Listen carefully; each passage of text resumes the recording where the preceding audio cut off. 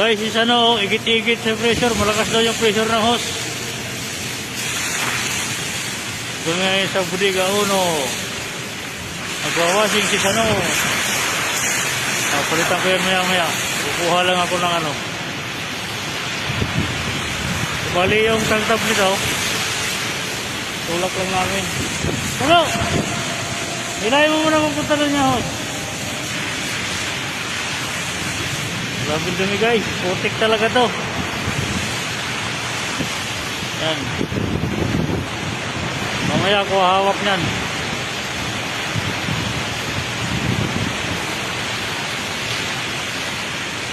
Pero patrabaho sa mga bilisan dahil bukas darating na kami. Washing.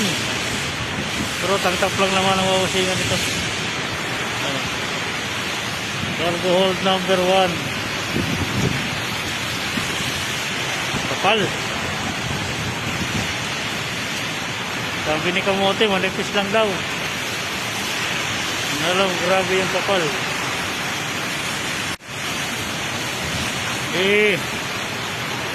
Banat sano.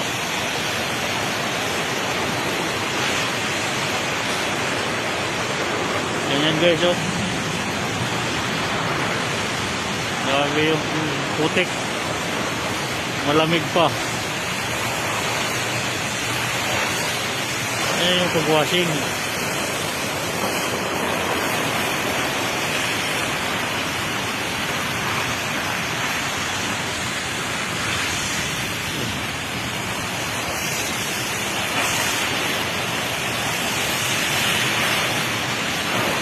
Grabe yung dumi ng hose.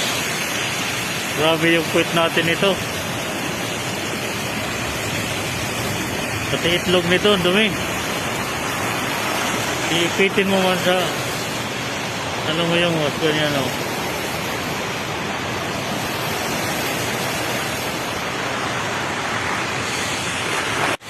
Kung naman yung hawak niyan ngayon para mabilis tayo makatapos.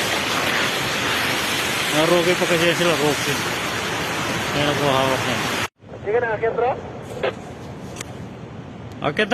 Pakit na nga ako eh. Ayan eh. Tayo na kita dito? Hindi mo na ka na, tapos mamaya pagbalik. Papabira natin sa kanila yan. Yan ang mga loads. Yan o, yung kargadang naipon o. Mabigat yan. Yan yung raw materials paggawa ng bakal. Yan yung iron ore na tinatawag. Malinis na yung paligid, kaya lang i-blaster yung cargo hold. Magkakaroon to dito ng maraming buhangin. Malinis na oh. Partial pa lang yung washing na yan, pero medyo natagalan dahil ang bigat itulak. Right. Akit naman ako. Makapagkapit, malamig.